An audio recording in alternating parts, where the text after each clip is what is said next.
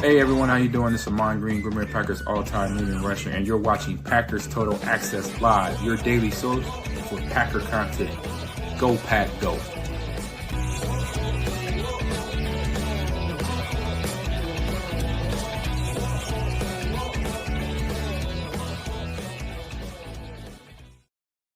What's up, guys? Welcome into Packers Total Access. My name is Clayton. You can check us out on Packernet.com. Find me on Twitter at Packers_access. Flying solo here as of the moment. We'll have most likely a full house. Jacob, Tim, and Emilio are going to be joining us. We just want to get this party kicked off a little bit early. I see the chat is already lit up. Hopefully everybody had an awesome day out there on this glorious May the 27th on the eve of some more Packer OTAs. Obviously, we got a mandatory minicamp coming up in June.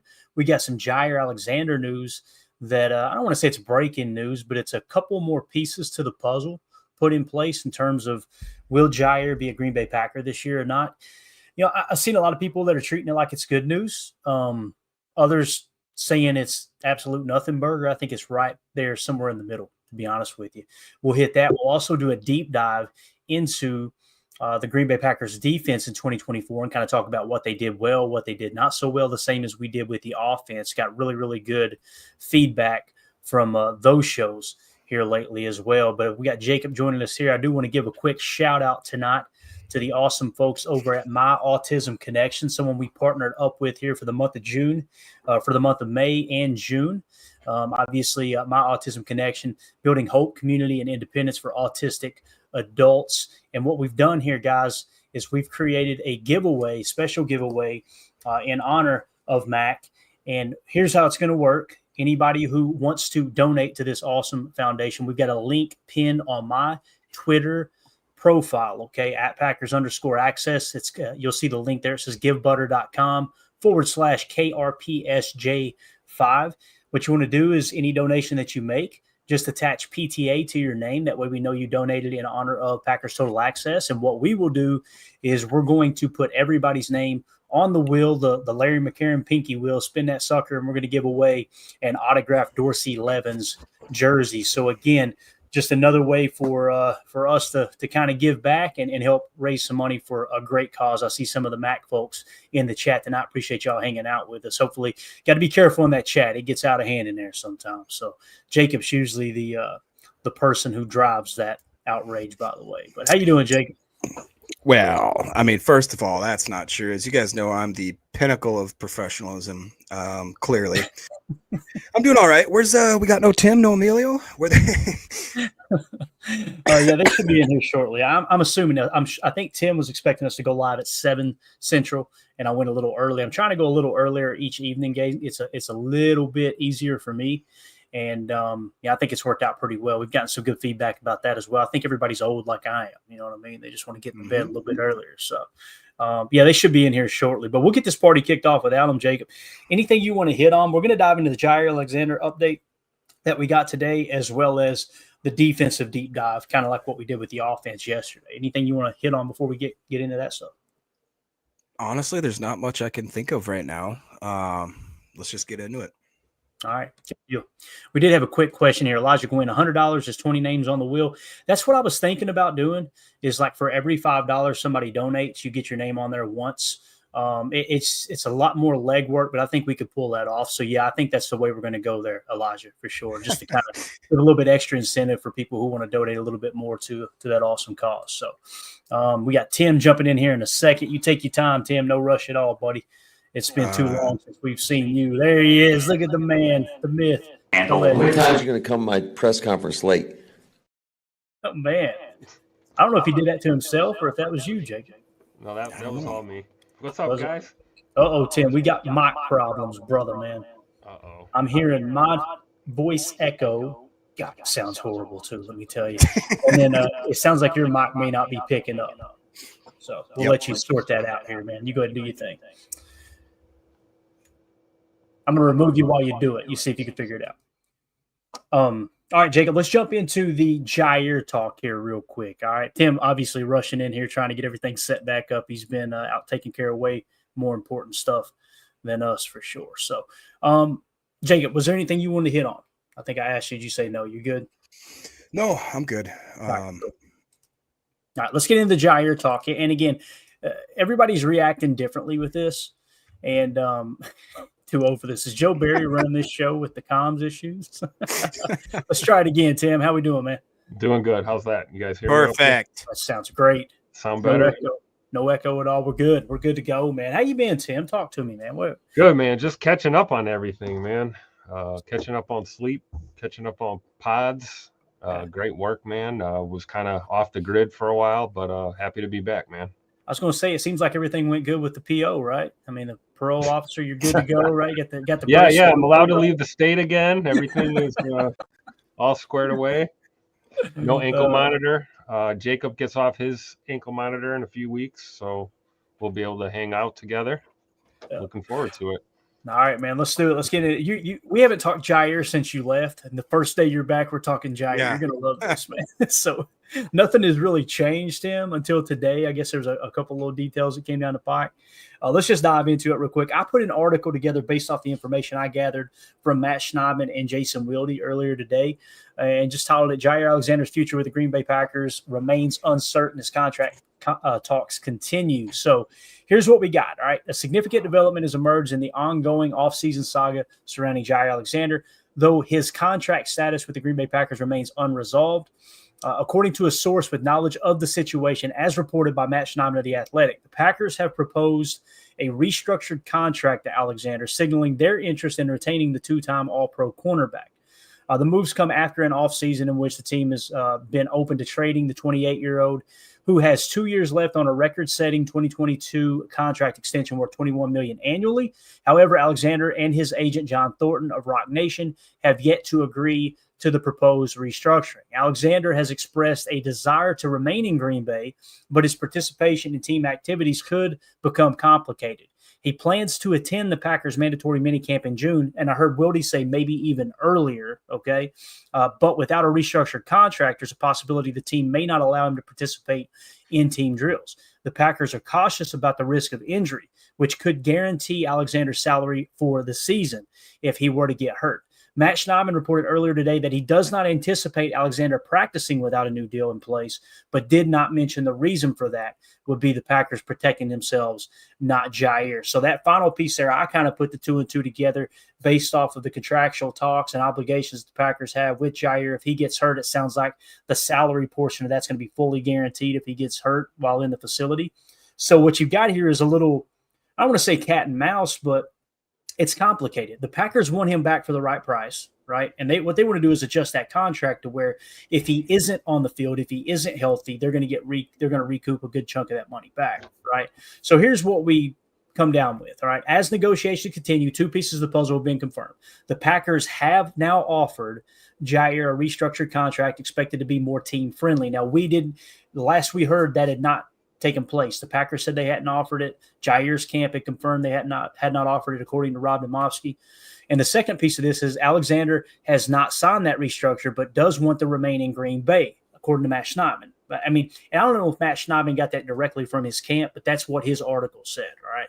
However, if he refuses to sign the restructure, that could force the Packers to release him, all right? So let me paint a picture for you here. He's saying, I don't want my contract restructured, right? I want to play on the contract that I've got. Okay, the Packers are going, we don't want you at that contract because we want to be able to get some of that money back if indeed you're not on the field. And there's been some muddy water over the last few years on how these contracts, and I'm sure there's fine detail and it's different in every contract that's signed. You know, in most cases, the base salary isn't guaranteed if you get hurt. You got to pay a portion of that back, right? Well, in this case, according to Jason Wilde and Mark Tauscher, who was a former player rep, it is guaranteed if he gets hurt. So you've got Alexander going, I'm just going to show up. Guys, they can't prevent him from showing up. Now, they can prevent him from participating in activities and they still pay him his bonus. But they can't tell him, hey, you're under contract, but you're not allowed to come here. That's against the CBA. So he's – and some fans are trying to look at this like, yeah, Jair wants to be a Packer. He wants to get back in there and get to work. Really, in all honesty, what's probably happening is Jair's going, hey, guys, you're going to have to make a decision sooner or later. And he's kind of forcing their hand a little bit. That's what it feels like to me on the ladder. So if he comes into camp and they say, no, you're not participating, it's basically going to be is him doing what they call a hold in, right? But what's weird is it's not him holding in. It's the Packers holding in, if that makes sense. So I just want to say this, and I'm going to turn the floor over to you guys. There's a lot of fans out there that get mad at players when they do hold-ins.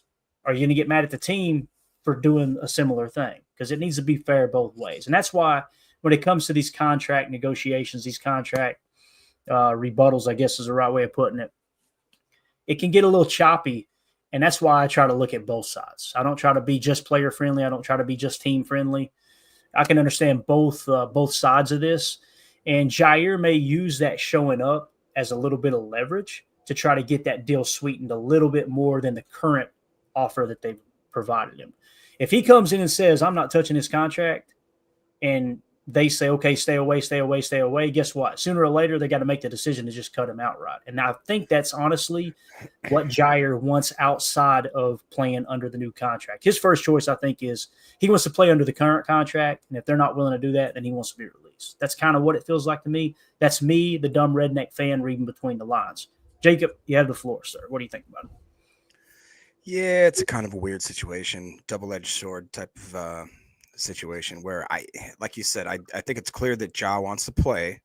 I think he's realized that maybe his market value wasn't quite what he thought it was, when he started testing these waters. I think that two things can be true at once. I think that the Packers front office probably could have handled this a tad bit better. I definitely think Jaire's team could have handled this a tad bit better. And like you said, now he has the proverbial water, to someone's head saying, you guys want me back? All right, I'm coming back. And then the front office is saying, hey, hold up, bub, hold up. If you were to come in here, and I don't think that Ja would do this, but Ja comes back and goes, oh no, I got my turf toe. You know what I mean? Like, I guess you'll have to pay me all that guaranteed money. Obviously with the doctors and the way that the medical field works, I don't know if you could necessarily get to fake an injury. It's not like staying home from school. So it is a weird situation. On that note, Jacob, not to cut you off, but on that note, if he were to do something like that, and again, we're not saying Ja would do that, but if he were to do something like that, the team could determine, the doctors could determine, hey, he's not really hurt. And now it becomes conduct detrimental to the team, which voids that contract. I was just going to say, I think that they could find that basically null and void that contract. COVID dose. Yes, it is. Yes, it is. We saw it for sure. I want him back. I think our team's going to be much better just with the way that I'm so excited about some of the young talent, some of the pieces we have in that secondary specifically, even without Ja, which again, I don't want, but without Ja, I think that we still have a pretty good, solid cornerback room. With Ja, boy, we could have ourselves something special. We really could. And that's where I'm starting to and obviously we know Tim Stance, he ain't skipped a beat basically. I would, and I used to push back, you know what I mean, a little bit because I just didn't like the drama. I didn't like the look it did for 1265. But now all things being considered, I want Ja back, man. I'm ready to give him that money. What I would suggest is there any way to restructure and again, just be an incentive-based contract? You know See, that's what the Packers are trying to do, but Ja doesn't want to do that. And rightfully so. And I don't blame him. Right, exactly. Yeah. So Tim, sir, I know you've waited weeks to talk about this topic, so you have before. I'm gonna just play devil's advocate here, and I'm gonna go ahead and say that I'm gonna reiterate a point that you've made once or twice on this show, Clayton.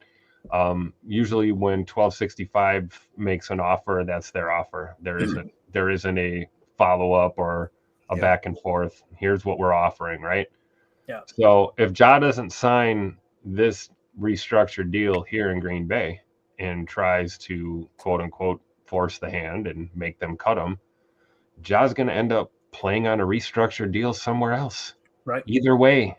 Exactly. So I think Holmes said right here, Tim. It's exactly what Holmes said. I think Ja is silly to turn down the offer. He's not going to get more on the market, in my opinion. And whatever, we don't know the specifics, but I'm assuming whatever was offered is probably significantly less, but not as significantly less as what he might get, going to another team on the market. So I think I'm just going to hold out to hope and think positive and think that maybe Ja and his representation just needs some time to digest the restructured details of the proposal, and maybe we get news that breaks that Ja just signs the deal and we put all this to bed and go after a Lombardi, man. When this first broke today, Tim, that's what I was hoping was happening. And to see everybody's reaction on Twitter, I felt I got duped right into it. I'm like, yeah, there we go. We're there now. We're there. He's going to, and I thought the same thing you thought, Jacob, like this DB room going to be sick. This is awesome, especially if Ja's healthy, right? But then got a little later into the day, and I read the article myself, and then I heard Wildy's reaction to it as well. And I'm like, yeah, I'm seeing this exactly how Wildy's seeing it. Like, this feels more of a Ja trying to push the envelope a little bit. Like, all right, yeah, I'm coming to minicamp. You know what it reminded me of? And I had a horrible, horrible flashback. Remember when Brett Favre showed up at family night that year? Yeah. Everybody's like, oh, crap, he's in the building. Yeah. And it was stormy over Lambeau Field and everything. It was just the perfect setting. You can see him getting off the plane. And, oh, man. You could see the look on AR-12's face when it happened. Yeah. Exactly. And I would never forget fans booing Aaron Rodgers in that family night, too. I was just like, what are we doing? That was a rough look. It was a bad look. Very bad look. But again, man, hey, fan how you want a fan, it is what it is. And I would say I was on the organization side during that. I still am, I think they made the right move there. Obviously, looking back, they made the right move. I think we would all agree going to Aaron away from Brett. But at the time, we not even knowing how good Aaron was going to be, I agreed with the team because he changed his mind 3 times at one offseason. Yeah, I was just going to say that it's not the same situation, obviously, but you get to a point where it's, am I coming back? Am I not coming back? It's like Packer fans are just, we're not really into that anymore, man. We've been callous to that type of behavior, so I'd understand. Yeah, people out there working on the farm, working in the boat yard. They're, working on a pole. Yeah, exactly, Jacob, doing real work over there at the office. And then you're going to look up and go, all right, this guy really going to buck this bad here and wishy-washy back and forth. I get it. Completely get it. So anyway, I hope he's back. And as a Packer fan, selfishly, I hope he's back on a restructured deal too, because their only complaint with Jair the last few years is he just couldn't stay healthy. And if that deal does get reworked, the cap hit isn't going to be near as bad if he doesn't stay healthy. You want him to be there on the field for all 17 games, right? Or 16 games, however many you're playing. Like you want him on the field every single snap. But if he's not on the field, obviously you want to recoup as much of that cap as you can. So, all right. Anything else on that, boys? We feel good about it? I don't know if feeling good's the word, but yeah. Things could be a lot worse. I could be a Bears fan. There you go. All right, let's get into the second topic of the night here, and that is talking defense, specifically the rankings from the 2024 season. Tim, I don't know if you got a chance to catch up on any of the podcasts. If I were you, I would do something way, way more productive than listen to us talk ball, to be honest with you. However, we've done some extensive deep dives into the offense and defense. We covered scoring on both sides of the ball. Last night, we covered a deep dive into the offensive side where it was just kind of the key statistics, yards per play, passing yards per play, running yards per play, all that stuff. Now we're going to get into the defensive side of the ball. So you show back up just in time. Let's get into it here. I think you'll be pleasantly surprised at how well this defense played last year. All right, below is a breakdown of the 2024-2025 Green Bay Packers defensive rankings. Let's start with team opponent yards per play.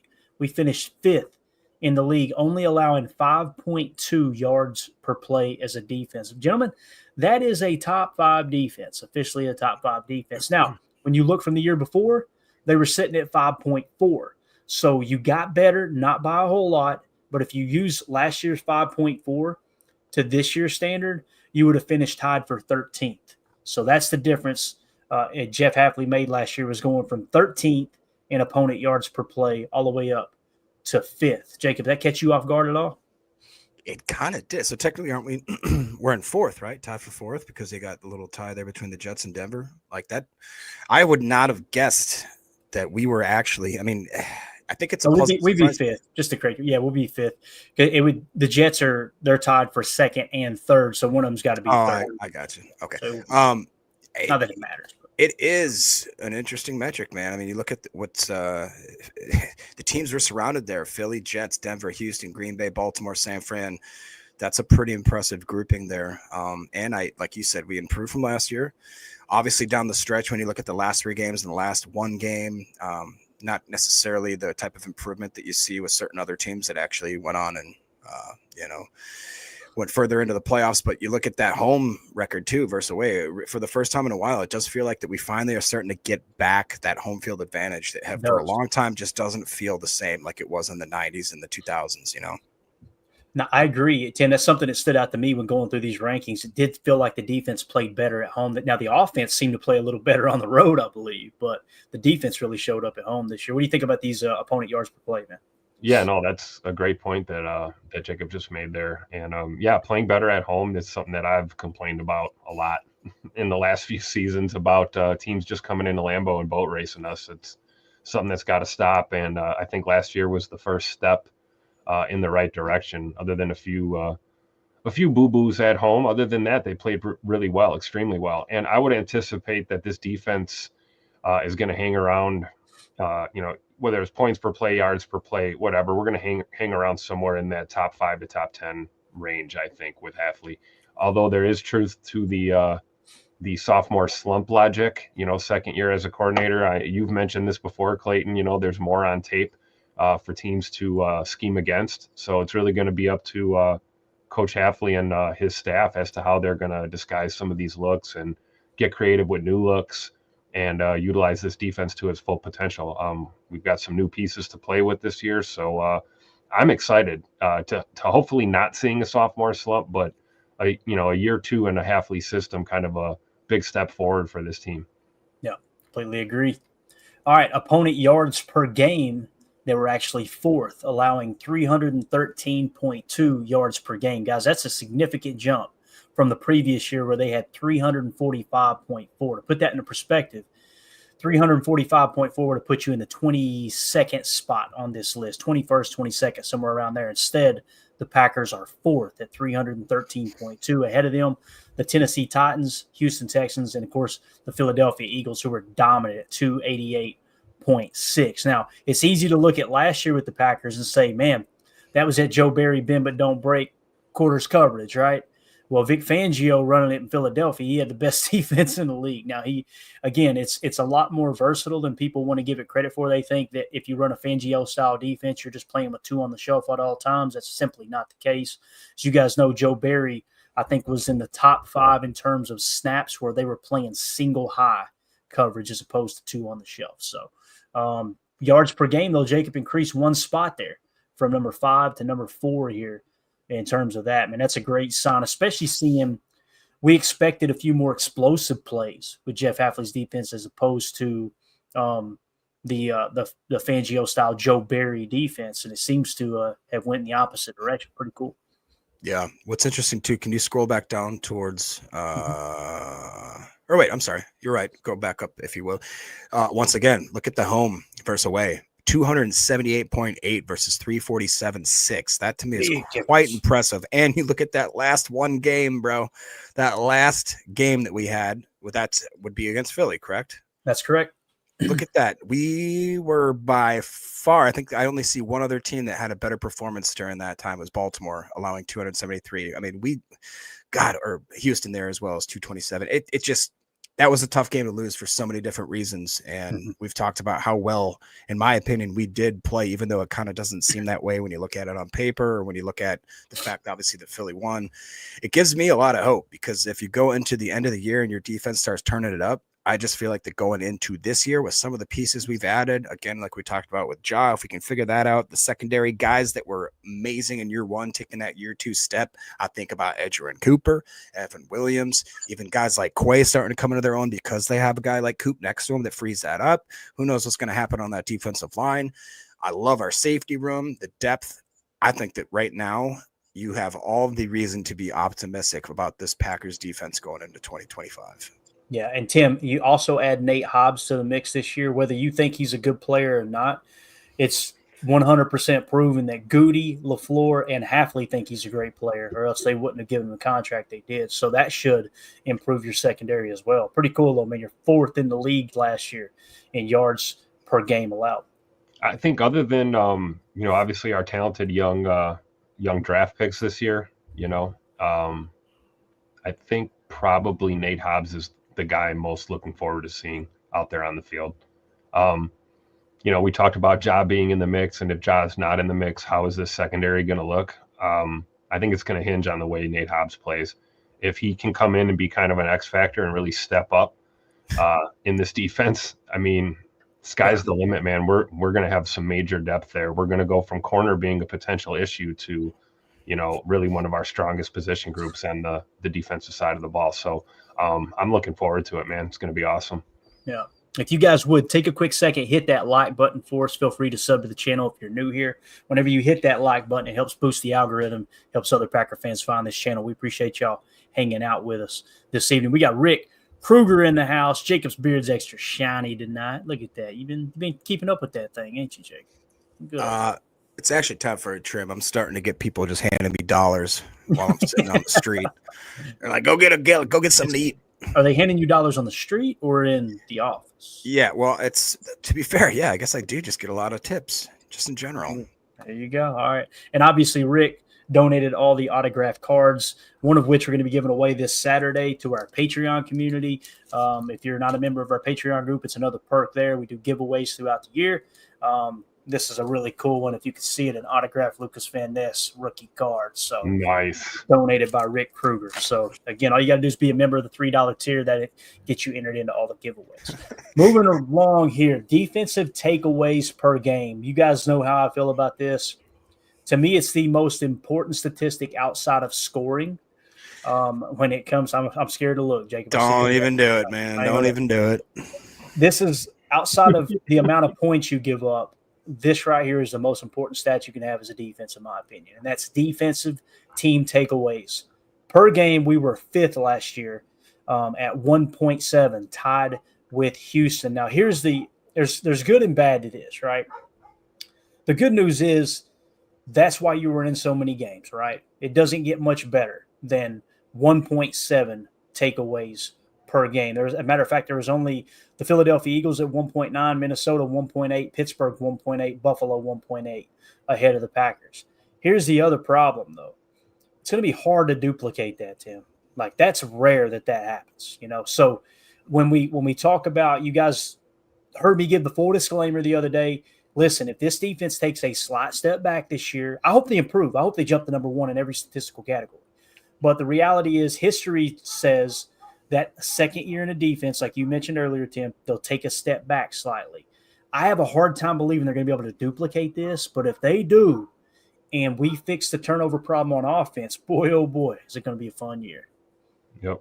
Even if they kind of just maintain, those type of takeaways, right?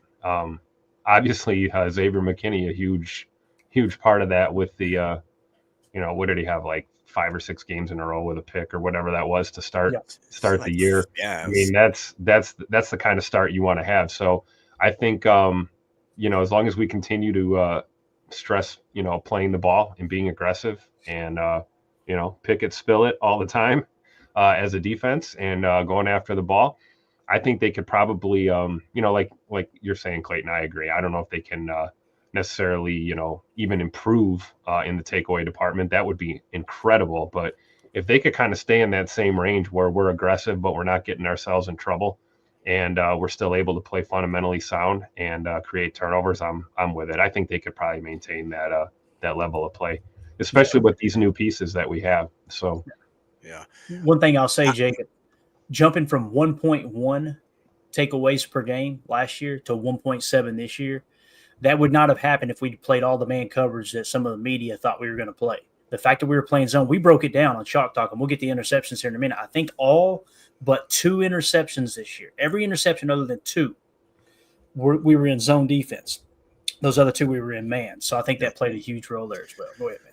Yeah, I totally agree. I would push back a little bit on y'all and think that I really do think we could possibly improve that just because I'll be honest, this metric blew my mind because it just didn't feel that we'd be 5th in the league in takeaways. I mean, don't get me wrong. Like Tim said, I remember X absolutely starting the season off to a point where I was like, wow. I mean, you talk about a guy that immediately came in and made an absolute difference right away.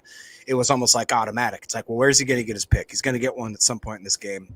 I think when you look at, like you said, how tough it is to do that. I mean, even look at Philly going from 1.9 the year before, they were at 1 flat, 1.0. that almost increased a twofold there. You even look at Minnesota, same thing. They made a heck of an adjustment. Same with Pittsburgh, same with Buffalo, same with Houston, same with us. So I look at what could possibly make that number stay the same or even hopefully increase. I look at Edgerrin Cooper and how great he is in coverage. You highlighted that just a few episodes ago about how it's almost, again, a double-edged sword. This guy's so good at rushing the passer. He's so good at setting an edge. He's so good at evading blocks, and he's really good at coverage. So if he could just clone Edgerrin Cooper, I think this number would be quite outstanding. And then again, we've all talked about it quite a bit recently. If we get Ja back and that dude's firing and he's old school Ja, and you get a guy like X and Evan Williams and a few of these other guys that just have one more year in Hafley's system, feel like they're not maybe reacting as much and that they're being proactive, I'm telling you guys, I could see us being at the top of the charts. I really could. Yeah. We got Emilio joining us now. Anything you want to add to the takeaways per game, Emilio? You want to move on to the next statistical category? I love it. Love that we're turning it over, but we can move on. All right. Very well said. Defensive team opponent interceptions thrown percentage. All right. So this is the percentage in which the opposing team throws interceptions. Fourth highest. We were at 2.90% of the opponent's throws were picked off by the Packers. That's a jump from 1.45% the previous year. Houston led the way at 3.76, Minnesota 3.61, Indianapolis 2.94, then Green Bay at 2.90. Actually, 2 spots ahead of the Philadelphia Eagles in that regard. So I like to cover that because, again, this is great and all, the takeaways per game and the interceptions per game, but when you get to the thrown percentage, the interception, percentage, that shows you just how efficient they were at taking the football away through the air. So, yep, and it doesn't just speak on our secondary, right? It speaks on the pressure packages that we dial up front, right? Tim, you're not allowed to compliment the pass rush, Tim. I'm going to say it. Pressure pick, coverage sack, right? We talk about it all the time. That's and right. a lot of that was, Rashawn occupying double teams, somebody else getting pressure to the quarterback. Ball's got to come out earlier in a panic. You end up getting a pick. It's just how the game is played, man. Sometimes, you can even look at some of the picks that McKinney had. There were balls that were just right in his lap, and it's basically because of the other 10 guys on that defense doing their job, and it makes it look easy for some of these guys picking the ball off when you're playing well as a unit. So, compliments to our secondary, obviously, but I think our linebackers and our DNs and tackles did a damn good job last year. Tim, could you see a situation where this metric improves specifically because you've got obviously guys like Gary, maybe LVN takes a step, but we have all of a sudden a designated pass rusher by the name of Colin Oliver, who is an absolute bendy freak. You know what I mean? All of a sudden we start sending that guy on second and long, third and longs, and I think that number might increase a bit. I agree. I think especially when you look at it from that perspective, we talk about our safeties and our corners, but, we've got some depth now at edge. We've got depth at linebacker. It's going to be exciting. I think you're right. I think there is a possibility we could actually see ourselves maybe move up second, third on that list here in the interceptions thrown percentage. So it'll be fun to watch. And to that point, Tim, look at the jump from last year, 2023. There, we were 1.45%, literally doubled our number. Yep. In that, and I love that. Hafley's kind of bringing that mentality. And even in the last 3, 2.313, not terrible. In the last one, that double zero is tough. That kind of pops your eye. We didn't get a turnover there. It's something that, you kind of need to chase. If you don't win that turnover differential, it's not going to happen for you. So took the ball away on the road pretty well there too, Yep. right? At 3.18. So they actually intercepted the ball better on the road than they did at home. All right, moving on to opponent fumbles per game. And, I got to be honest with you, I don't lean on this a whole lot because most of the time a fumble is because the other team was careless with the football most of the time. Although that Evan Williams, when he punched the ball, I can't remember who they were playing, where he just literally drew back like Muhammad Ali and knocked that ball out. That's one of my favorite plays of the year. But nonetheless, Coop had a good one too. Yeah. On Fabio. That's right. What do you call that? The Peanut Tillman punch, right? Yeah. The peanut punch was, I guess it's all under the same kind of category. It was just Evan Williams was squared the dude up like a box. Yeah. Knocked it out, right? I used to love what Charles Woodson would do, and not many defenders can do this. he would do the rake, right? Like when he would go to tackle, he would grab with the left hand and then punch with the right as he's tackling, right? That was another effective way of doing it. When I think of the peanut punch, so I think of him coming in from the side or maybe from behind and popping that ball out, although I'm sure he did it from the front as well. Shut up, Jake. So fumbles per game, we finished tied for 4th at 1.4. All right. Last year, only 0.8 was the number. So, again, you've seen another improvement. And, again, Emilio, this is what we talked about with Jeff Hafley coming onto the scene. Attack the football. The football, right?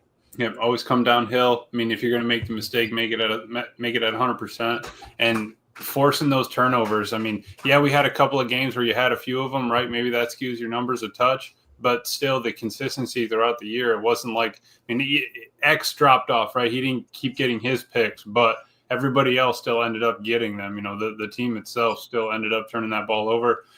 Being tied for 4th is, you know, in a league of 32 is perfect. Like I said, keep us under 10, ideally under 5, and we're in good shape. The only chat I'm able to put on the screen right now is Holmes MD1, who said the chat is an unfettered disaster. And I completely agree with that. Jacob, anything you want to add to the fumble talk here, then we'll get to Tim. Yeah. You know, like I said, again, it's another metric where it just didn't feel as if that we'd be a top 5 defensive team in that metric because, you know, we get so kind of tunnel vision, I think, of worrying about, you know, what our record is, that the score is, did we win the bowl, did we get to the playoffs, blah, blah, blah. It's tough because we need to take a step back and realize, like, man, we really – I mean, Jeff Hafley, in my opinion, outperformed my wildest expectations for year 1. I think it's fair to say that if you're being kind of an objective Packer fan. To me, like, I really, even my wildest dreams, I didn't think we'd be a top 5 defense. And I think that quite clearly we were a top 5 defense almost in most metrics that, again, I did not expect. So another thing, I just really do think that we can improve because we've got so many dudes that are champing at the bit to get in there. Between Hopper, guys we don't even know about yet still, you know, guys like Hopper that we're like, that's a big question mark as to what he could be. Even some of like the free agent signings that we had, is it Isaiah Simmons or whatever it was? Who knows? He could all of a sudden produce a little catalyst for us. And I'm just excited. Think about guys like Kalen King, dude, who supposedly is shelling out.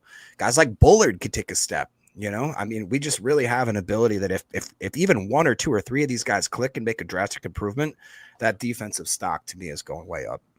Don't talk about stocks, guys. Oh, Lord of mercy. You had to bring that up. Go ahead, Tim. Anything else you want to add to the fumble? I agree with what you said at the top there, Clayton. You know, that a lot of times fumbles are just guys coughing the ball up or being careless. But forced fumbles are one of the most exciting plays on the defensive side of the ball. I love seeing that. And I think in a lot of years past, we would see our guys getting after it, punch the ball out, and then we're not recovering the football, you know? And I think last year, maybe even the year before in Joe Barry's last season, we started to kind of clean that up. And you saw, you know, fat guys fall on it, skinny guys pick it up, guys rallying to the ball carrier and to the football. So I love the fumble stat. I hope we continue to improve in that department, especially in the ones that we're actually causing, you know, not just the occasional rainy or snowy day where guys just, you know, loses control of the ball, but actually going in there and ripping that ball out, forcing that fumble. Yeah. AFAM in the chat says AFAM stock is always hot. AFAM, you got to be careful talking stocks here. I had a YouTube comment that told me we were too political. And I said, how are we being political? He's like, come on, man. You know what you were doing with the stock market comment. I'm like, we're not allowed. That would be a financial. We're not allowed to be economic. Happy. Yeah, economic talk, not political talk. We're not allowed to be happy that the stock market's up now. Is that what I'm hearing? Like, what are we even? Okay, let's be miserable together. Defensive team opponent yards per rush attempt. This was the big one for me. And again, this one means a little more to me because, guys, I'm still battered and scarred from this past year on social media, trying to convince people, guys, I know the pass rush doesn't look great, but look what they're doing to the run. Look how watch the tape, watch the box cam. Look how they're playing each snap. They're not pinning their ears back and going after the quarterback. They're playing the run first. You could see it all over the tape. You could see it with the touch spy. You could see the way the edge defenders didn't get 8 yards up the field like we did against Tommy Cutlets, right? Yeah. Like, it was everything was playing under control and trying to compress the pocket while containing the run. As you can see here, we literally went from 4.5 yards per rush attempt allowed in 2023 to 4, tied for second best in the league with Denver, only behind Baltimore. We legit had the second best run defense in the entire National Football League. And again, do I wish the pass rush would have been better? Yeah, I do. But when I turned on the tape, when we did Chalk Talk every week, I was looking at it going, "Oh, we're stopping the damn run. This is exciting." How long as Packer fans did we go, "God, I wish we could just stop the run"? A long time. Yeah. It's just like every single and by the way, Rashawn Gary he was the best run defender on our team last year. That's name wasn't Edgerrin Cooper. And some people will look at the PFF stats and go, I don't give a damn what PFF says. You turn on the tape and you look at the run stops. Rashawn Gary led the entire defensive line in run stops as an edge defender. In some cases, coming across the formation and making the tackle short of the third down or the first down marker on third down. He was a dog in the run game. And you could tell, imagine as a player that your coach is behind the scenes coaching you up and you know the scheme. Emilio, I know you know exactly what I'm talking about here. Your coach is going, "Hey, guys, don't get too aggressive. Let's make sure we stop the run. Make sure you don't lose gap integrity. Make sure you're rallying to the ball on the backside. You can't do that if you're 7 yards in the backfield because you got too aggressive on the run or against the pass." Imagine you're being coached to do that, and then everyone on social media is roasting you like you're a bum. All of a sudden, you don't know how to rush the quarterback. Right. And the fact that they didn't complain all year, they didn't fire back at fans, I think it's absolutely awesome. And this statistic right here is just through the roof. Because all we remember talking about is getting gashed by the run, you talk about all right, he's 10 yards off on a pass, on a third down, whatever. Like, I really, as long as we're not getting gashed up and down the field, I mean, that's just going to take the wind out of you. It's going to keep the defense on the field longer. It's going to, hinder your offense. Not getting gashed on the run is key to, I think, morale and, defense structure as a whole. You can always shell over the top. And if you can stop the run and then you work, all right, how many do we actually need to stop the run? I think that's key too. It's not like we had to send 100 people to stop the run. It's not like we had to bring 10 into the box every time to do that. We were able to play, gap sound, fundamental, get upfield, cover your, hold the edges, all that. So I do think that, all those improvements are absolutely, crushing it, getting better from last year. So I think really Hafley's done an amazing job there. Yeah, I agree with that point 100%, Emilio. Like offensively, if you can't run the football on a deep defense, how do you pass? It's so hard to throw the ball when you can't chip away with the run game and set up play action or set up any kind of deception. So when your defense can go out there and not give up big chunk plays too often and be good on third downs. That's another thing we did last year. We got off the field on third down a lot more than we had in years past. It kills drives for offenses. So having a good run defense is absolutely clutch. Yeah, because what happens when they're down 14, Tim? They start running the ball a lot? No. You know what I mean? Like, we are humming that thing to try to get back into this game. That's right. Yeah. What do you guys real quick think about Mr. Soder's comment here where he says Slayton was on the field for a lot of those run D snaps, need to replace him ASAP? Deadfish went on to say, I hope we don't miss Slayton too much. Could he be a bigger piece of the puzzle that maybe didn't get as much credit as he deserved? And if so, who would you see to slide into that spot and hopefully take over the fact that because if you look at these numbers again, look at that, like 4.0. But what I think is more key, look at that last three again. Want to see why we had a late season resurgence there, and then look at what happened with the last game against Philly. All of a sudden, that pops way up to 5 yards per carry. I think you remember a gentleman named Saquon. He's pretty good. You may have heard of him. It is showing that the way that defensive run game goes is kind of the way the team goes, whether or not it's a win or a loss. So I think, I should say, what do you guys think? Because is Slayton a bigger piece than maybe we have accounted for that needs to get replaced, or do you think there's somebody that can fill those shoes? I think TJ Slayton was certainly that was the best attribute of his game, right? Was his ability in the run fits. I think that's probably where we'll miss him the most in this defense, but I don't think he's 100% irreplaceable. What do you think, Clay? Yeah, I was a little bit different on this because TJ Slayton to me wasn't as good of a run defender as I think most people thought he was. And there's a big misconception that, all right, TJ Slaton's in there on the rundowns. He's in there with our base defense, which is a minority of the time. We're in nickel the majority of the time. TJ Slaton was not on the field for the nickel defense. Now, with that being said, it was typically Devontae White and Kenny Clark when both were healthy. With that being said, however, I want to point out that with TJ Slaton, I'm trying to pull the numbers here, and I'm having a hard time getting the NFL Pro to load it up. Let me see if I can get it here because I want to make sure I'm certain on this. If I remember correctly, in terms of defensive linemen, TJ Slaton was actually better at rushing the passer than stopping the run. Yeah, this is a wild statistic here. Some people think that TJ Slaton was a bad pass rusher. It simply wasn't the case. When you look at the interior defensive linemen, leading the way with pressure percentage was Devontae White at 9.7%. TJ Slaton was second on the team at defensive tackle with 8.8% pressure rate. The next one closest to him that played his position was Kenny Clark at 6.8%. And I want to say that because whenever they were on the field together, it wasn't just a given that TJ Slaton's going to be playing nose. Sometimes they'd have Kenny playing nose and they'd have TJ Slaton playing kind of that 2-eye look, right? In that 4-3 front.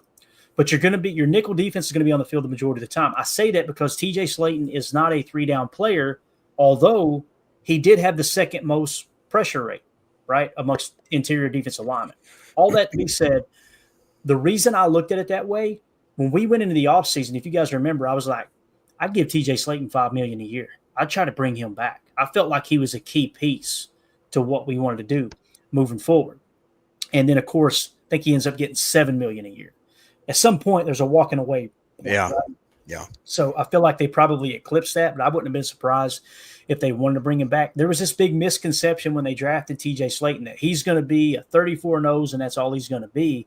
And the reality is he was a pretty darn good pass rusher from the interior. Better than Kenny last year, but I want to defend Kenny for a minute because, again, I didn't wake up this morning and go, I got to figure out a way to make excuses for Kenny Clark. They had him playing one tech in our nickel defense. They had him playing the nose essentially in our nickel 4-2-5 front, and he was asked to do a touch spy a large majority of the time. Now, it has now been mentioned, I think he had a broke toe or something that he was playing with. There was some kind of injury there. So maybe that was their way of going, all right, we know he can go out there and play, yeah, but he can't be effective pushing that pocket like we want him to. Let's let him play more of a touch spy role and help cover the run. And Kenny did play the run fairly well. According to PFF, not the case, but when you look at the metrics here on NFL Pro, he was pretty good in run stops in that regard. But when you look at run stops from the interior, Kenny Clark led the team in defensive tackle with 28 run stops from the interior spot. TJ Slaton had 24 run stops. He was second on the interior. And Devontae White, who played a significant amount of snaps, although he was hurt. Devontae White played 101 run defensive snaps as opposed to TJ Slaton's 203. So TJ Slaton played twice as many run defensive snaps than Devontae White, and Devontae White only had 4 less run stops than him. So that would suggest if Devontae White is going to step into that role even in the base defense and you keep Kenny in the one tech and let it be Kenny and Devontae White in there in that base 4-3, you're probably going to improve, but Devontae White has got to stay healthy and he's got to play fundamentally sound because the reality is he plays reckless. He's a pass rusher. He wants to pin his ears back and go, go, go, right? Yeah. But, yeah, that's what the numbers suggest. Again, that's not to try to prove anybody wrong or, I go simply off of what does the tape show me, what do the metrics show me, and it would suggest that TJ Slaton was the second best interior pass rusher on the team behind Devontae White. So I wish he would have returned, but again, there's got to be a walking away point. If you'd have told me before I made that $5 million statement, you said, would you pay him $7 million? I'd probably go, I don't think I'd pay him that. No. Because again, he's going to come off the field in that nickel defense. So that's kind of how I see that. All right, let's move it along. Defense, team, opponent, rushing yards per game. We were 7th. And again, some people look at that as the tell-all, be-all, whatever. 103.2, that was an impressive improvement from the previous year at 127.1. So you jumped to 103.2 and you're wondering what happened to the pass rush. That's what happened to the pass rush. They were keying in on the run, right? But again, being 7th best in terms of opponent rushing yards per game, this is the more important metric right here that we just covered. That's yards per rush attempt. I could care less how much you give up a game. I want to know what you're doing on a snap-by-snap basis. How effective are you at stopping the run? That's the more important metric, but did want to mention the rushing yards per game there. So let's go on to now opponent yards per pass attempt. Well, before we do, running defense. Anything else you guys want to add to that whole topic there? Anything we may have missed there?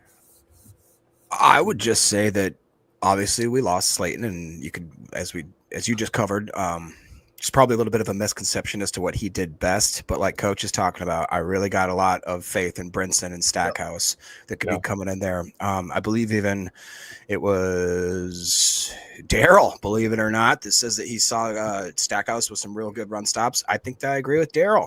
You know, hell hath frozen over. Me and Daryl on the same side. But you guys Stackhouse was my favorite UDFA signing by far. Tim Love, remember we did a episode and you were like, Stackhouse, I think at that point you still thought he may get drafted. Yeah. I would not have been surprised if they had drafted Stackhouse and then signed Warren Brinson as undrafted free agent, right? Right.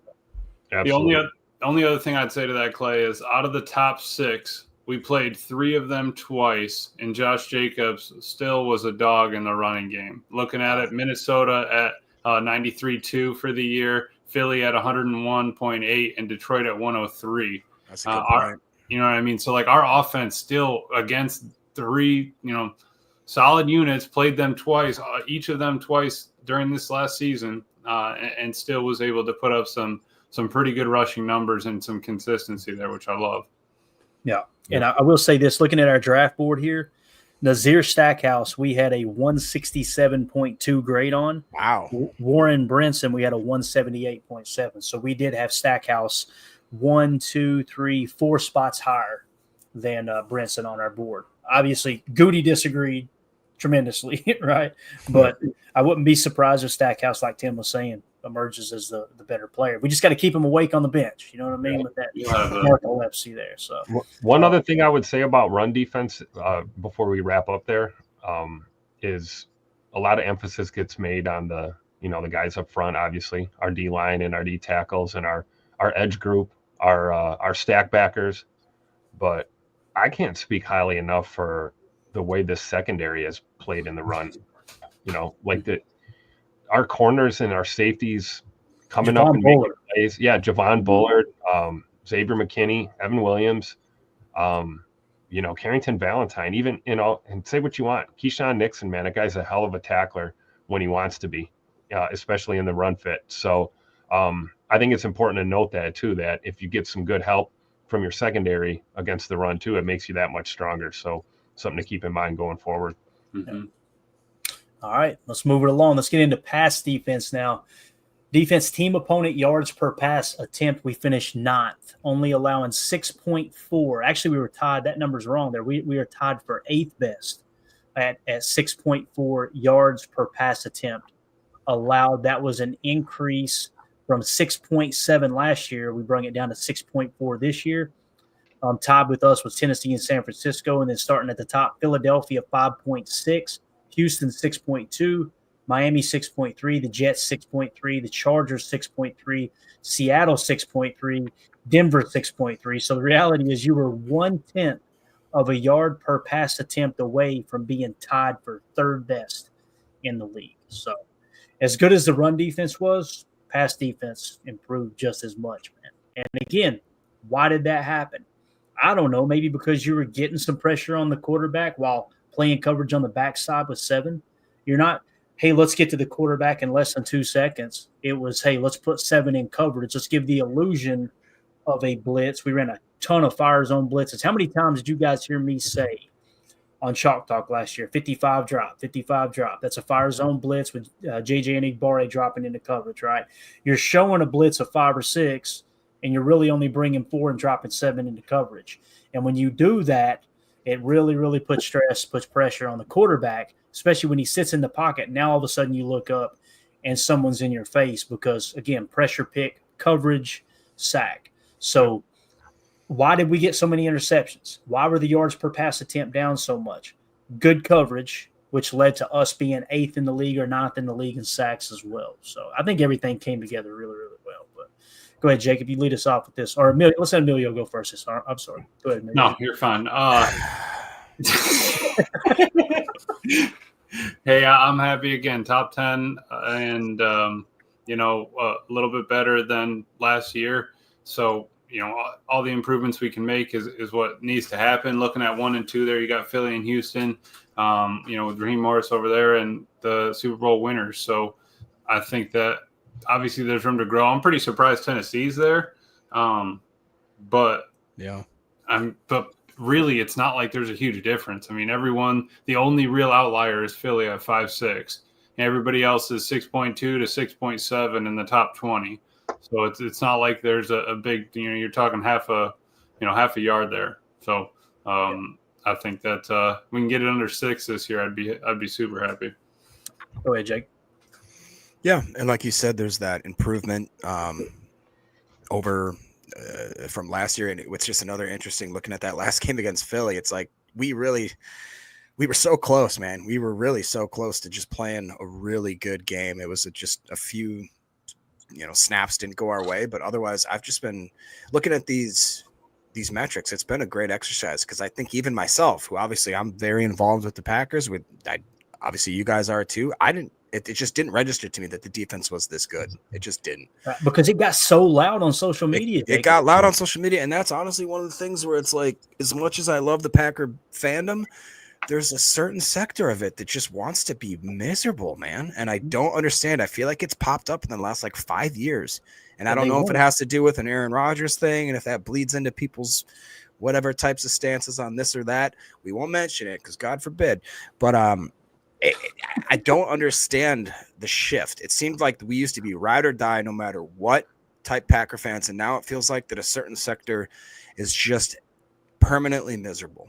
A certain portion of the fan base that doesn't want to admit the defense played well and that their 401k is doing good. Don't want to hear it, so. Exactly. Tim, what do you got for this, bro? I would just agree with Andy Monday's comment here. When teams aren't able to run against us, they have to rely on the pass, and that's something that we're always ready for that, right? We've got the cornerback whisperer as a defensive coordinator. We've got talent back there.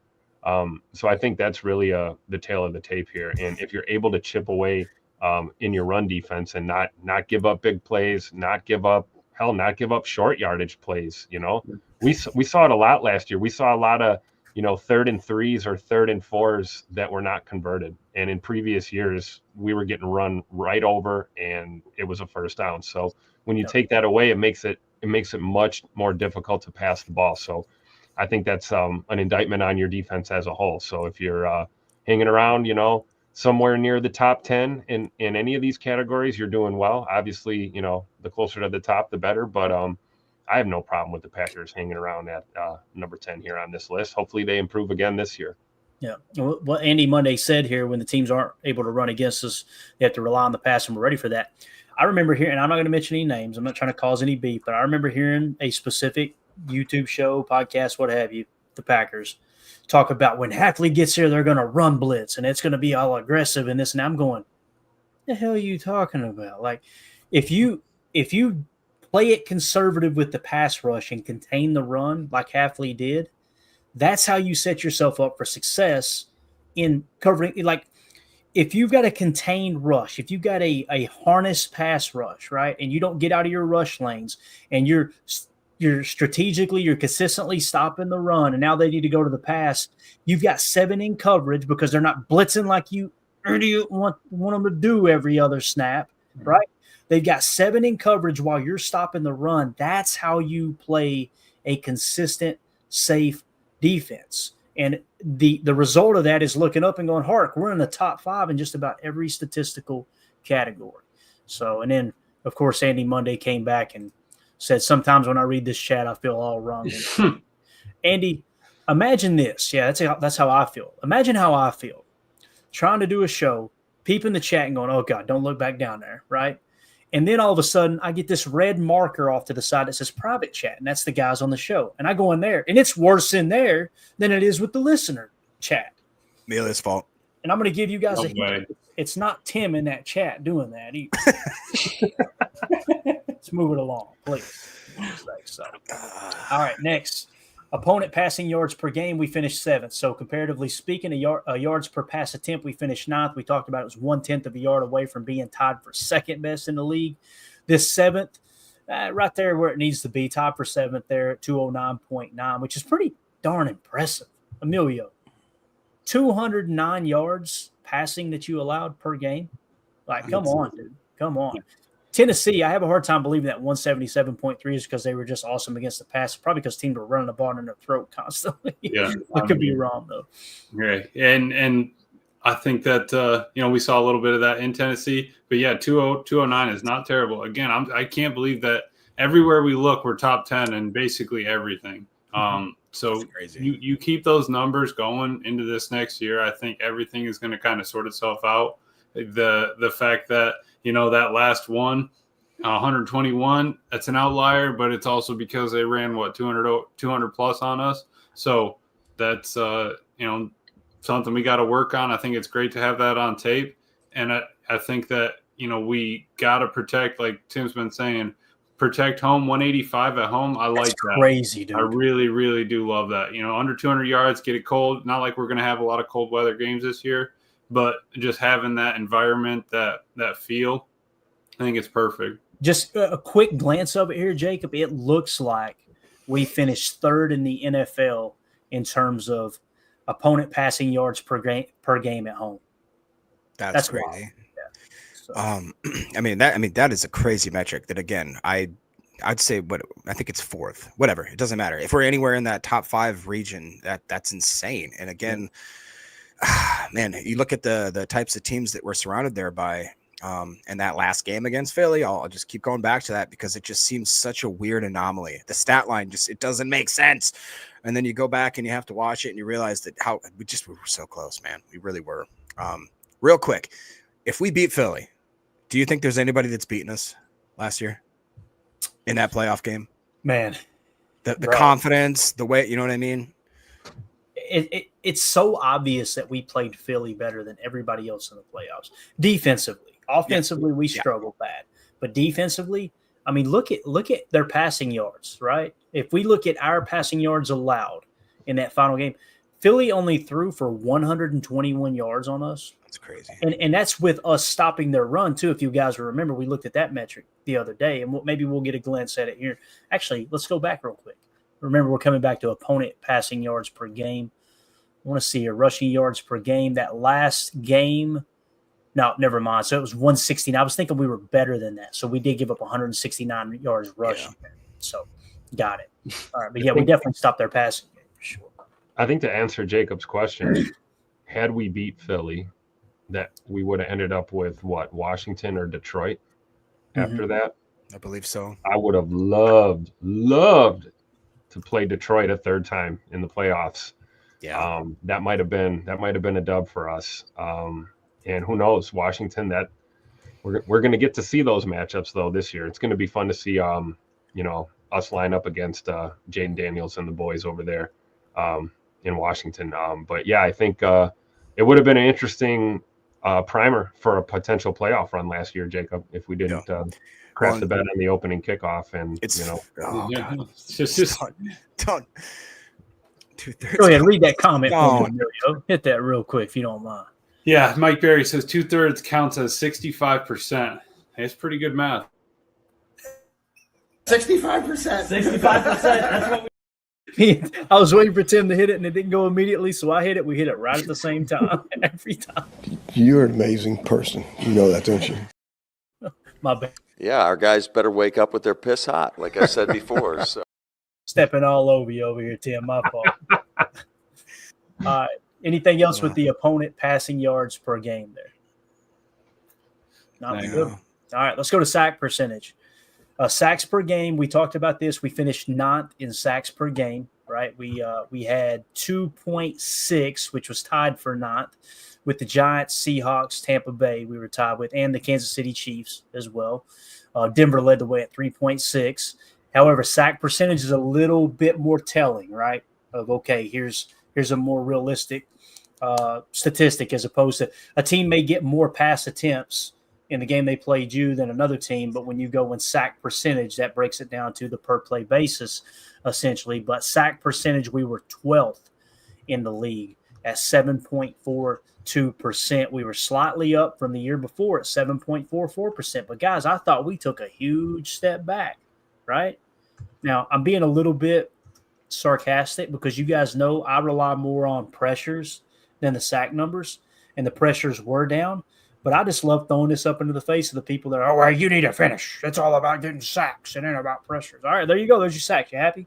You know? So, again, finishing 9th per game and 12th in sack percentage. You need to get better. There's no two ways about that, right? But when you look at the tape and you look at what they did against the run, the running game this last year, I would much rather us play defense the way we did last year than just go out, be top 3 in sacks, and let teams run all up and down the field on us in the running game, Jake. Yes.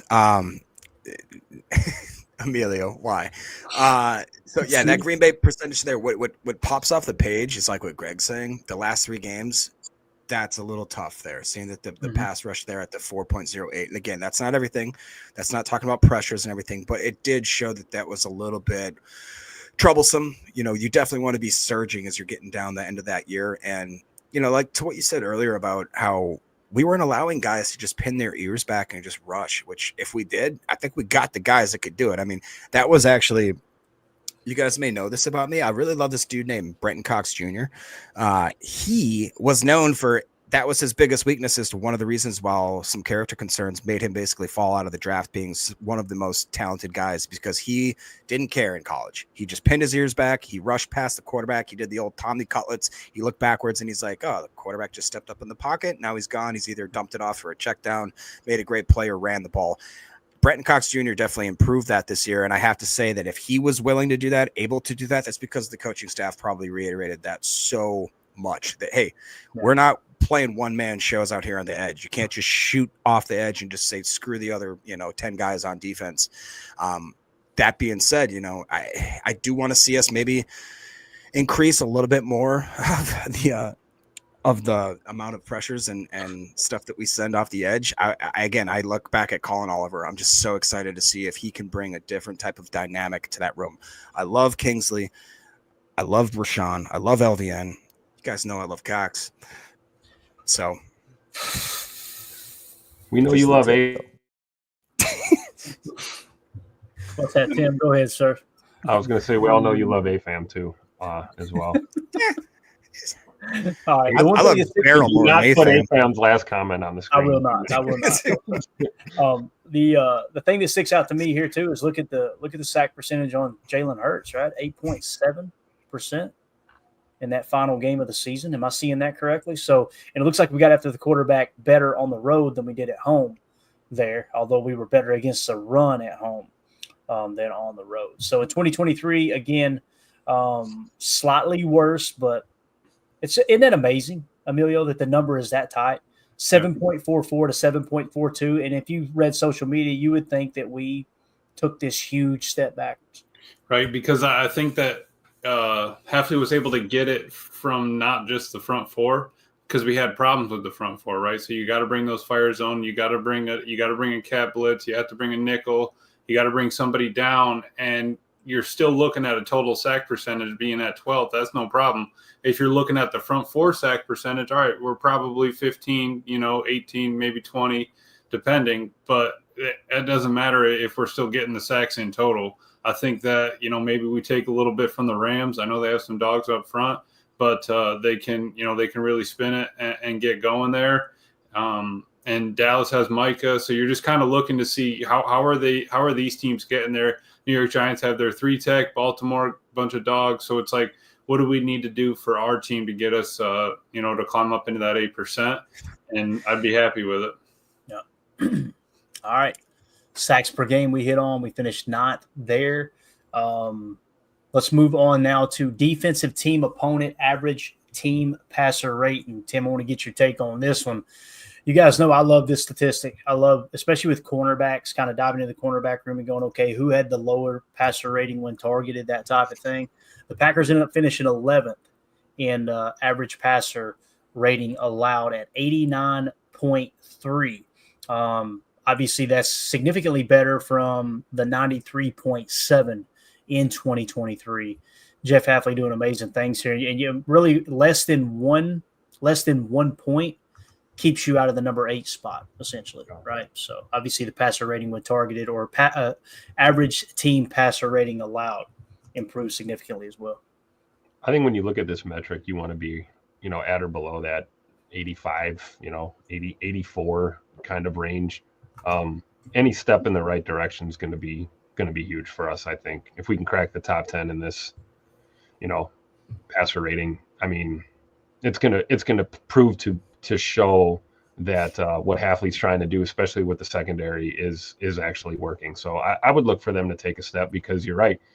93.7 to an 89.3, that's significant. I mean, that's not a couple of points. That's significant improvement. So if you can go, 89.3 to a 84, 85 and continue to get better, I think we're looking good. Yeah. Go ahead, Jacob. You got anything? Yeah, again, it's just you look at that the 89.3 and then what happened in the last 3 games, and then that last game. It's funny how these metrics show you like a puzzle piece, like a summary of kind of like what happened in those games. But like Tim said, I think that's pretty impressive. And if we do even take a tiny step, that I liked what he said, that like that, even though it's a couple percentage points, whatever you want to call it, that probably equates to like game-changing plays. You know what I mean? Certain situations where, I mean, hell, we looked at it so many times where 1, 2, 3 plays determine the outcome of a game. So with that metric, if you can improve a certain percentage of just the way your team is performing, and I love the fact that Hafley was more of like a cornerback whisperer, and everybody we went into the season thinking like, oh, this is going to be great. And then he kind of lost. I think it's partly because Ja wasn't so prevalent in the secondary, and we had a lot of quote unquote issues there that I don't think Hafley got enough credit for actually helping that secondary along quite a bit. Does that make sense? You know what I mean? Like, people, I think, are sleeping on the fact that those guys made substantial improvements. No. Emilio, you got anything, bro? Just trying to take a peek at kind of everybody's number from last year. It doesn't look like, there's a lot of fluctuation besides Washington and Arizona getting, Washington with the new coach there. And I think that, we can't be mad at 89%. If we get into 10, cool, but I'm not anything under 98. I think you'd be happy with. And it's not like getting us to 81 at Houston is going to make that much of a difference. I think that is something that we just kind of need to, keep on and keep letting Hafley and everybody else do their thing back there, because with that secondary, it really has taken off. Yeah, for sure. Can I even put Rick? I don't know if I can put Rick's comment on the screen, Clay. You tell me if I can or I can't. It's 2025. I don't know if we can or not, to be honest. I don't know. I'm not a doctor. People would not have survived growing up in the 90s, because I hear some of the stuff that's not allowed to be said today, and I'm like, boy, got some thin skin. And I know it was even rougher in the 80s and the 70s, I'm sure. But anyway, Emilio, what's wrong with your people out here, buddy? These young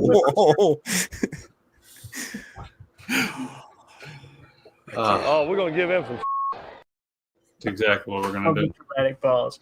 All right, that's pretty much everything that we had to cover in terms of the defensive deep dive. Is there anything else you guys want to revisit here? Let's just get kind of everybody's parting thoughts on the defense before we move along here. We'll start with you this time, Tim. It's good to have you back in the fold, big dog, for sure. But, feels good to be back. Yeah. Happy to talk about ball again. Just wrapping up the defensive talk, I think, Clay, we just talked about the secondary. We talked about Goody basically, in one off season flipping our safety room. And I think it's real easy to kind of let a couple of really good drafts picks and then a great free agent signing kind of overshadow the fact that you brought a first-year coordinator in here and he absolutely coached these guys up and had them ready to play ball. Coach Derek Ansley deserves a lot of credit as well, especially when you're talking about in the passing game. So we really have to credit our defensive staff. We've got some new faces in the mix this year. It'll be fun to watch them. But definitely hats off to Coach Half, man, for getting it done. Mm-hmm. Yeah. All right. Emilio, anything else you want to add to the defensive talk here, man. No, all I'm seeing from all these numbers is where's the tattoo, Jacob? I mean, seriously. That's all I got out of this. We'll take your word for it. I don't want to see it. That's all I got out of this section was Hey, Tim, if I got to do it, you got to see it. All right. And I'm going to open up your eyes. Look at the bottom of the screen right now. If the Packers have a top 7 scoring defense, I'll get an Emilio tattoo on my left butt cheek. PTH. Did they have a top scoring defense? Is that what? Did we conclude that? Oh my gosh! Yes, we concluded that. Stop it. It was. I thought there was a sub. Some note. say that there's no evidence. We saw the evidence. Jacob, people have the evidence. There was an addendum. There was a clause in there that said if Emilio's not on a certain amount of podcasts per season, it's null and void. Yeah, that's what I thought at least. No, I'm gonna get it. I'm gonna get it. If my grandpa's listening, I'm just kidding. But I'm gonna get it. All right, I'm gonna make you guys see it too. Just remember, Jacob, do the tattoo artist a favor, okay? Tan almost everywhere. Jan almost everywhere. Make sure you hit that tan band for you. Remember, I'm trying to get a good base. Remember, you can actually Wisconsin cheeks. All right. You can leave your pants on as well. Nope, I go little kid at the urinal, full down. Just I'd prefer if you left them on. I'm Andy Bernard in that sucker. All right, it's already down. Feel the wind. I think everybody. I think everybody remembers. I think everybody remembers as a young child, going to grade school, middle school. Everyone probably experienced that one time that a classmate, you walk in the bathroom, you're like, "What the hell is he doing?" Bro, my brother did it till he was like 10. He was like 26. He took him to the Metrodome once, and my dad was like, "All right, Sam, do your stuff," and he just drops trout. And he's like, "What are you doing?" I learned it from watching you, Dad. Oh. Anything else, boys? Anything else at all with the defense before we move along here, and we'll kind of end with the chat. We're good. I think we're good. All right, good deal. That was fun, though. It was fun to kind of go through that deep dive for sure. Now we got OTAs coming up here in the next couple of days, so we'll get you guys and gals some updates there. Let's go to the chat. We had a couple things marked earlier. Elder Grimm said, "It's my 37th birthday today, so I decided to grace you." I don't know if I can say that. Is that okay to say that? I don't even know what it means. I don't either. We'll just say, grace you guys with my presence, because be my luckiest. Happy birthday. Appropriate. So happy birthday, Elder Grimm. Happy birthday. birthday. Yeah, appreciate you spending it with us, man, for sure. Holmes MD1 said earlier, is Excelio the current Madden stud on this pod? Clay was, but not sure how the rates out. I don't know. Rookie. We never played. Spoiler alert, I am ranked exactly last. Yeah. Tim said we're in rebuild mode, right, Tim? Yeah, it's been a while since you got the Madden sticks up, so you're getting your feet back under you. Emilio is probably the best of the group because he plays online a lot. And you know how those online gamers are. They're cheesy as hell. It's just the same play over and over and over and hot route central. I've had people ask if I would stream Madden on the channel. The problem I've got is I've got Madden on PC, and we've got this thing modded to where literally there's a whole bunch of copyright infringement going on. Like my Madden plays with the Fox Sports telecast and everything. It's like souped up. I've got literally all the real ads across Lambeau Field, American Family Insurance, shout out, sponsor the show, stuff like that. So you can get in trouble for broadcasting those games with that sound and those graphics and everything. But I play offline, and I do it more of a simulation style, like letting Matt LaFleur's playbook call the plays and trying to work the real offense and this and that. Emilio would get in here, call the same 3 plays, and smoke my head, I would imagine. So. No, I mean, I appreciate that, Clay, but I never played Madden Pro, so I think that I think I'd have to give it to you. But you are right; they are sweaty online. They kick it to the corner so you can't return it, and all the cheap over the top. If you're not running cover 4, they'll burn you. If you run cover 2, you might as well not even run it. So. It's either 0 man or cover 4. That's pretty much all you can call. Yeah, and that's it. That's what the online kind of gaming community has come down to. So I stay out of those waters. And again, I was in I think it was the Madden 09 tournament in Atlanta, and I made it to the final. I think it was the final 6, the final 4, final 6. The way the seeding worked, but the guy who beat me, and this was the last Madden tournament I entered. The guy who beat me ended up going on to finish second in the entire tournament in Atlanta, and there was hundreds of people down there. But the way he beat me, this is a true story. Literally, they made you play like 2 or I think it was 4-minute quarters, right? It was something crazy. It wasn't simulation at all. And the guy came out, got the ball first, ran a fullback dive, set the controller down, and let the clock run all the way down. Ran another fullback dive, set the controller down, let the clock run all the way down. It was like that the whole game. So like each of us got like maybe 2 possessions. Oh, I hate that. I literally looked at him. I looked over at him. I went, "Are you serious?" And he went, "Man, I'm just trying to get that bread, bro. I'm trying to get that bread." That's all it was about. I was like, never doing this again. So anyway, it's a bad experience. Jacob, how are you off of what is it, rookie mode yet, or what mode you playing on right now? Okay. All right. Well, first of all, I like to build my own team, and then I like to increase all my players, and I like to change their names, make them all into something either real funny or just really inappropriate. Like my kicker will be like 6'7", 300 pounds. You know what I mean? Yeah. Just saying. That's what I like to do, but I'm weird, Love it. Oh man! If you're listening on the pod, you guys got to check us out on YouTube because Tim's drops go not noticed on the audio version only. Yes, yes. I promise you, nobody's listening on the pod now. They tuned out about 10 minutes ago. Right. All right, we're done. The information's gone now. So, and that kind of goes hand in hand with what. Oh, you're good, man. Eric Sutherland says, "I don't play video game. I like girls." Of course, Eric would say that. Holmes in the chat said, "Allow me to take a moment to thank the producers of the show. If y'all find them, thank them for me too. I don't think we have any. It always sucks. The chat sucks worse, and those involved are heathens. Bravo, big ups. So appreciate you, Holmes. I think that's a compliment. I believe it's fairly true. Yeah, it's very, very true. Yeah, Tim's thinking, all right, boys, it's time for me to take another 2-week vacation. Seriously, this sucks. So, all right, anything else, boys? Anything at all? No. Way to go. No. Click the like button if you're still here.